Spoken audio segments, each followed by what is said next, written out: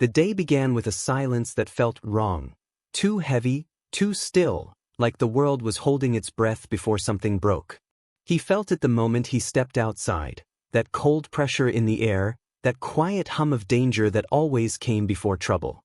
It followed him like a shadow, familiar, unwanted, impossible to ignore.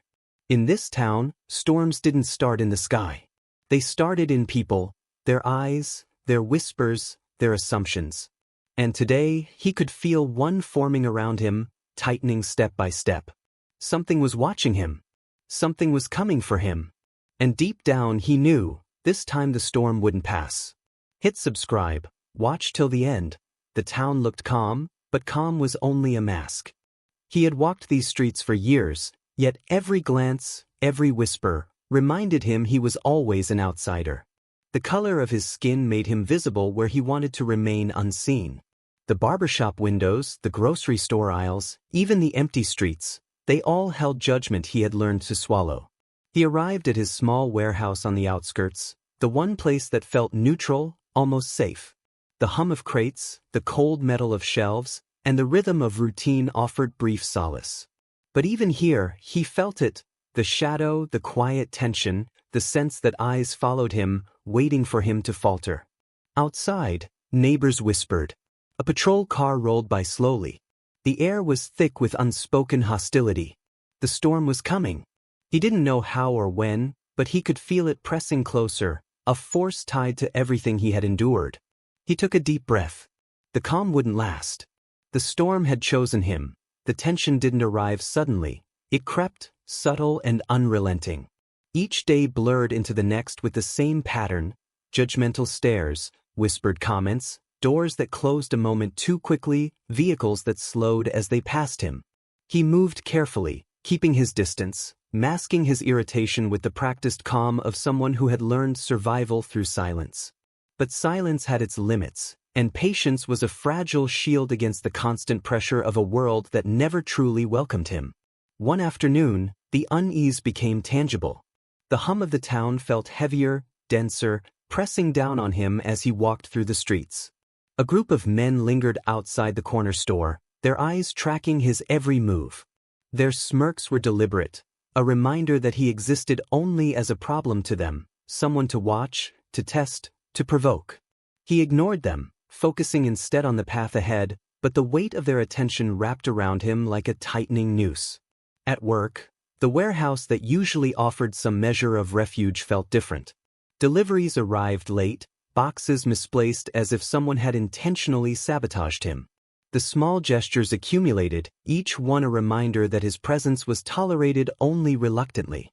Even the equipment seemed to conspire against him, tools misaligned, crates too heavy to lift alone, minor obstacles becoming a relentless series of trials. The pattern was unmistakable. He was being pushed, tested, challenged. Outside, the neighborhood whispered in subtle ways. Cars slowed too long at stop signs, neighbors averted their eyes, some staring too long. Children crossed the street when he approached, their parents' warnings visible in the shadows of their faces. Every action, every hesitation, every glance was a message. This world was not built for him, not for someone like him, not in a town that still clung to old prejudices like sacred laws. The moments built on one another. A minor confrontation at the gas station, a hand that brushed his shoulder too roughly, a careless word that carried double meaning. Each incident seemed small on its own, but together they created an invisible storm, circling, coiling, preparing to strike. He felt it in his bones, the pressure mounting, the inevitability of escalation, the way tension bends reality until a single spark can ignite everything. One evening, as the sun sank low, the shadows stretched across the streets in strange angles, twisting familiar places into ominous shapes. He walked along the edge of town, past the familiar stores and houses, noting the subtle shifts in behavior. A neighbor's dog barking aggressively, a window shutter closed a moment too quickly, an unfamiliar car parked where it shouldn't be. Something was coming closer, and the town itself seemed to lean toward him, anticipating the confrontation that had been simmering beneath the surface for years. At home, he found messages left anonymously, warnings that his presence was noticed, that boundaries had been crossed. The handwriting was neat, precise, almost polite in tone, but the intent was clear: move back, submit, or face the consequences. The walls of his house, usually a refuge, now felt like a cage. Even the familiar creak of the floorboards seemed accusatory. Every sound, every shadow, every moment of quiet became a test of endurance, a measure of how long he could withstand the invisible siege pressing in from all sides.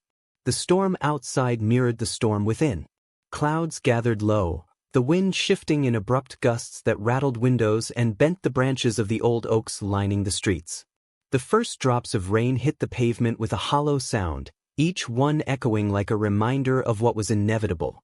The town felt smaller, darker, more constricted, as if it were conspiring to remind him of his position, his isolation, his vulnerability. And then came the unmistakable signs of direct threat. A car followed him for blocks, maintaining distance but never disappearing. A shadow loomed near the entrance to his workplace, vanishing when he approached but returning when he turned away. Subtle threats escalated into undeniable intimidation. The whispers had become murmurs, and the murmurs had grown louder, spoken in tones meant to unsettle him, to remind him that this town had rules he could never rewrite, a hierarchy he could never disrupt. At night, the harassment bled into his dreams. He imagined faces emerging from darkness, voices calling accusations he had never heard aloud, hands reaching for him in impossible ways. Sleep became a scarce commodity, replaced by a heightened awareness, a vigilance that made his every waking moment a calculation of safety, endurance, and resistance. He knew that the rising pressure outside would soon demand a response inside, that waiting and observing could only go so far before action became unavoidable. He began to prepare, subtly, quietly, ensuring that he could face whatever escalation came next. Each movement was calculated, each plan methodical. He reinforced doors, checked locks, observed routines. He studied the patterns of those around him, identifying weaknesses, noting habits, and anticipating the first overt act that would signal the storm had arrived. And the storm was coming. The whispers had turned to challenges, the subtle threats to undeniable danger, the invisible tension into a tangible force. Each step, each glance, each heartbeat had led to this moment of anticipation. The rising pressure, carefully stacked over months, was about to break. The town would soon see that the quiet, enduring man they had underestimated was ready to stand in the path of injustice. The tension that had built like a silent, coiling serpent had reached its apex. The next move would set everything in motion. The storm was no longer approaching, it had arrived. The tension that had built for months finally reached a breaking point. The town's whispers, stares, and subtle threats had transformed into action. It came in the form of a group, faceless yet deliberate, approaching him with certainty, the kind only a town confident in its own prejudice could possess. They didn't knock or announce themselves, they assumed authority by default, believing that their presence alone could intimidate him into submission. He stood at the threshold of his small warehouse, feeling the weight of every injustice he had endured. The walls around him were no longer mere protection. They were witnesses to the storm he had been preparing for, the culmination of endurance, observation, and quiet determination. Outside, the shadows moved with intent, figures stepping into the fading light, their presence a challenge written in posture and silence. The first move was subtle, almost imperceptible. A truck rolled slowly past, tires crunching gravel, engine low, the hum echoing like a heartbeat of confrontation. Then came the approach of footsteps, measured, synchronized, designed to project power. He felt it before he saw it. A shift in the air, the pressure of anticipation pressing against his chest. He did not flinch. He had prepared for this. Every glance, every whisper, every silent moment of intimidation had been a rehearsal for this confrontation. Inside, the warehouse was still. The crates and shelves, normally sources of labor and routine, now became symbols of resilience, reminders of what he had built and preserved despite constant obstacles. Each step outside brought him closer to the threshold of conflict, closer to the point where endurance would no longer suffice, and action would define him. They moved in with confidence. The first figure stepped forward, authority evident in every motion, demanding compliance without speaking. Their eyes were sharp, calculating, trained to detect weakness, yet they had never encountered the depth of restraint he carried. They did not see the hours of silent observation, the patience honed like a weapon, the resolve that had been forged in the crucible of years of prejudice and scrutiny. The air thickened. Time itself seemed to stretch, each second amplified by anticipation. A minor gesture, a twitch of a hand, became loaded with meaning. The first step of aggression was taken, subtle, cautious, meant to test limits. He responded not with haste, but with precision, calculated, controlled, revealing neither fear nor uncertainty. Every movement was deliberate, every reaction intentional. Then the storm shifted. The quiet menace of months erupted into action. The group pressed forward, underestimating him entirely. Their confidence, their assumption of dominance, became their vulnerability. Each step they took, each movement they made, played into the awareness and preparation he had cultivated over months of observation. They assumed he would flinch. They assumed submission. But he was ready. The first confrontation was sudden. The smallest act, a shift in position, a decisive move, unraveled the balance the aggressors believed they held. One by one, their certainty cracked under the weight of his resolve. Their strategies, built on the expectation of compliance, failed. What they thought would intimidate and control instead triggered a force they could not contain. The air was alive with tension, electric with the energy of confrontation. Shadows clashed with resolve, arrogance against endurance. They expected resistance to bend and break, but what met them was not fear, not retreat, not hesitation. It was calculated defiance, honed through months of preparation, sharpened by the weight of injustice, focused through the lens of necessity. Time blurred. Actions became instinctual. Every move from the aggressors was met with countermoves, precise, effective, and inevitable. The balance shifted. The observers, those who had assumed superiority, found themselves disoriented, exposed, and finally aware that they had misjudged him entirely. The storm had arrived, not in chaos, but in deliberate, controlled force. Their arrogance faltered. What they had assumed would bend him instead shattered their illusion of dominance. The smallest misstep became magnified, each overreach a testament to their miscalculation. The tension reached its apex, every heartbeat echoing in the space around them. Silence was broken, authority questioned, and the town's assumptions fractured under the undeniable proof of his resilience. And then it ended, not with noise, but with clarity. The group retreated, shaken, exposed, their certainty stripped away. The air hung thick with the aftermath of confrontation, heavy with realization. He stood alone at the threshold, unbroken, defined by the quiet strength that had guided him through every whispered threat, every subtle act of hostility, every calculated attempt to undermine him.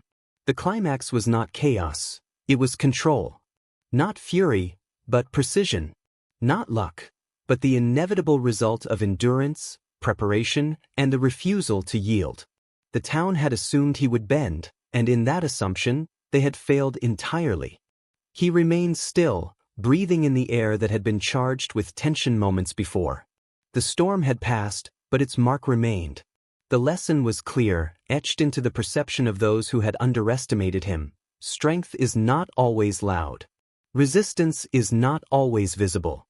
And justice, when honed through patience and clarity, can strike with the force of inevitability.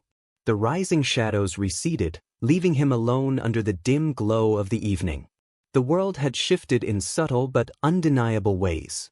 Those who had sought to impose fear now carried the knowledge of miscalculation. And for the first time in months, the quiet calm returned, not as submission, but as the satisfaction of standing unbroken in the face of deliberate oppression. The storm had broken. The rising tide of tension had found its resolution.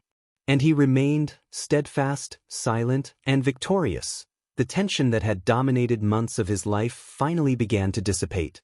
The town, once suffocating and hostile, seemed smaller now, not because it had changed, but because he had risen above it. Every whispered comment, every wary glance, every act of subtle intimidation had culminated in a moment that revealed the truth. Fear could not define him. Silence, patience, and resilience had carried him through, and the storm he had endured had left him stronger, sharper, and undeniably present. He walked through the quiet streets at dusk, the hum of the town muted against the rhythm of his own heartbeat. The air felt different, lighter, charged not with threat, but with awareness. Those who had assumed power had learned, perhaps too late, that strength does not always announce itself in words or fists. It manifests quietly, deliberately, and with a precision that leaves no doubt. The injustices he had faced remained, etched into the fabric of the town, but they no longer held sway over him. The confrontation had shifted the balance, exposing assumptions and prejudice, dismantling the subtle walls that had long confined him. He had not sought vengeance for its own sake. He had sought survival, dignity, and the undeniable affirmation that he would not be broken by the narrow-mindedness of others.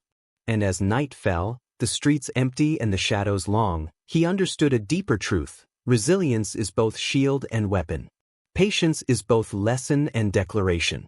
In standing firm, he had turned fear into clarity, oppression into testimony, and hostility into an unspoken reckoning. The storm had passed, but the impact lingered, a reminder that the quiet strength of a determined soul could shift even the heaviest weight of injustice.